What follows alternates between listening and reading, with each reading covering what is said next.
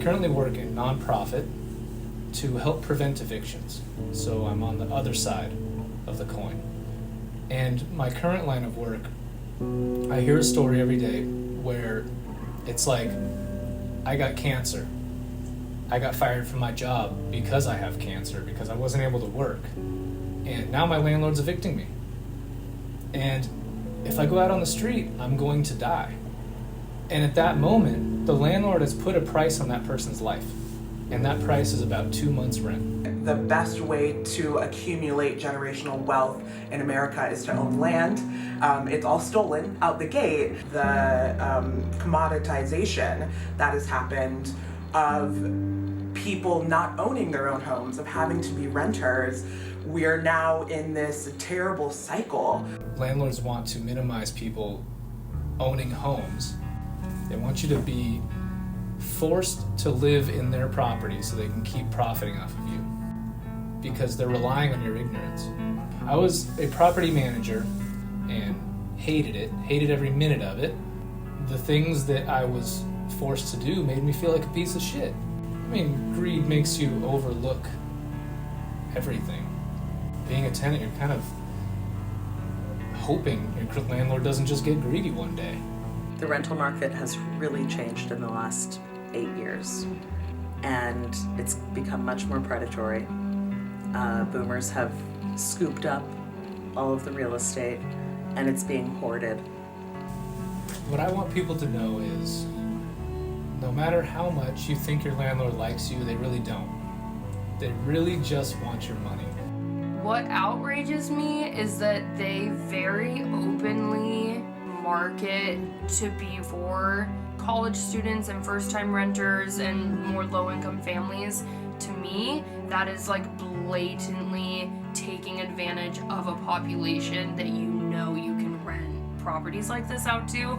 Predatory landlords and property management companies here specifically are absolutely contributing to the increased numbers of people experiencing homelessness. Do you remember why the machines are in there?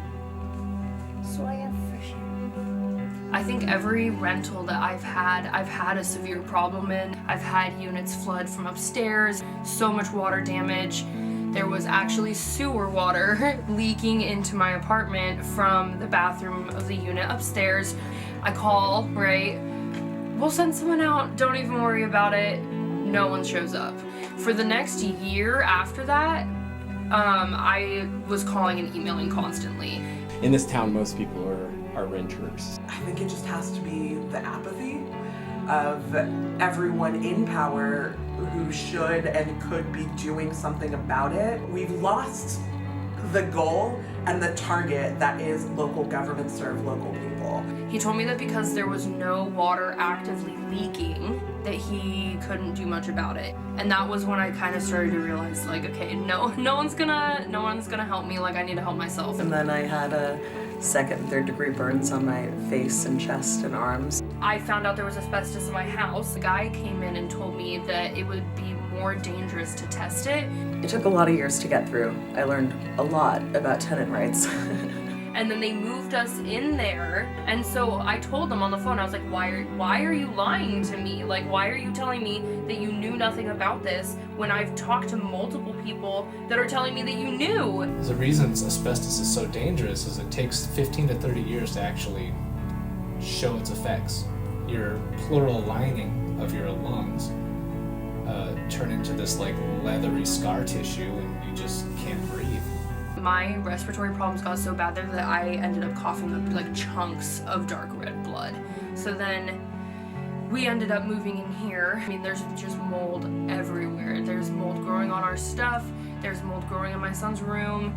There's holes in the floor. There's leaks everywhere. None of the windows open. I mean, I remember being on the phone with him last time saying, why would you move me from a house dripping sewer water into a house full of asbestos? And now, what, you moved me out of the asbestos into more asbestos plus black mold? Like, what? I've been to the doctor, I think, like 5 times in the last 4 months because I cannot breathe. Like 2-3 days ago, we pulled our dresser out to move it, and there was not only black mold on the wall itself and water, like full-on moisture, but a layer of black mold growing on the dresser itself. I woke up the morning after finding that and coughed up blood again. It's also emotionally, it's a lot too. Like, even my son now, he'll run up to me with my inhaler and like want to remind me to use it because he's worried about my breathing. The idea of joining different tenants together that all dealt with the same landlord, same property management company, it just seemed really logical that would be impactful, it would be empowering. And then I started Tenants Revolt. So the concept of Tenants Revolt is collective bargaining power. I think there might be a benefit in people-run organizations, grassroots organizations, because they're more trustworthy, because there's no real motive, there's no profit motivation. You're only really doing it because you actually care.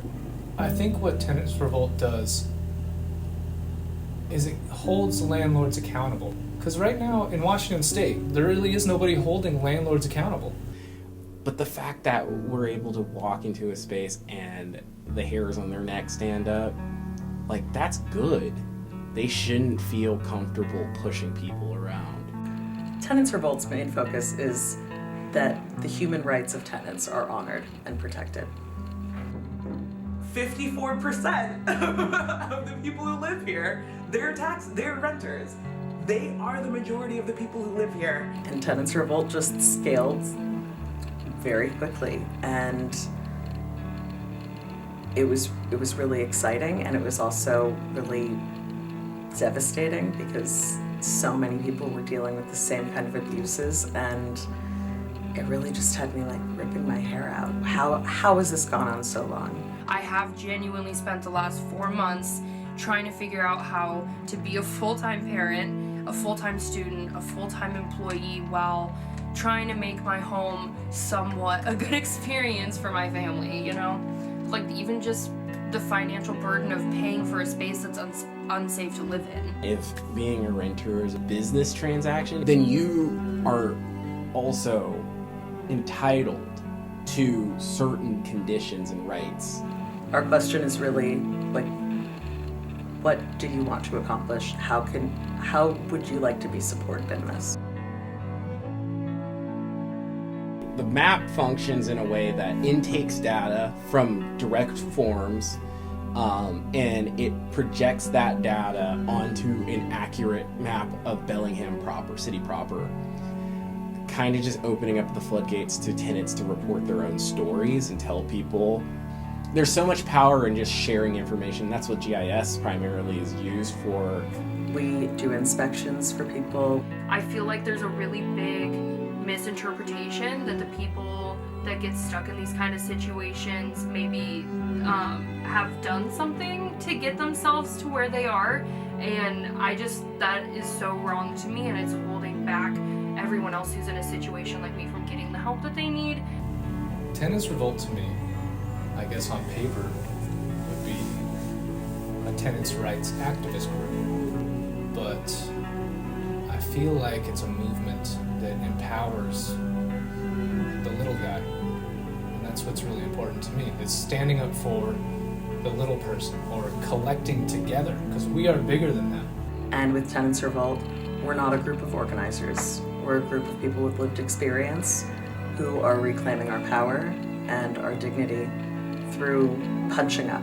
Tenants Revolt to me, so I'm gonna use Rebecca's, like, she always tells me, like, you've got muscle, and like that's why this is so important. And like they will be there for you no matter what you need. Like, they've done so much research for me. If your landlord's not keeping your place up to par, if your landlord is doing unlawful practices, Tenants Revolt is an outlet. It's a place where you can review that. You can put it out there on an interactive map. You can get some help finding cheap or free lawyers to help sue your landlord and actually do something about it and hold those landlords accountable. But at the end of the day, it's going to be a conflict, and I think that out of all the groups I've worked with, Tenants Revolt is that group that I trust the most to go into that conflict with. They're fighters, right?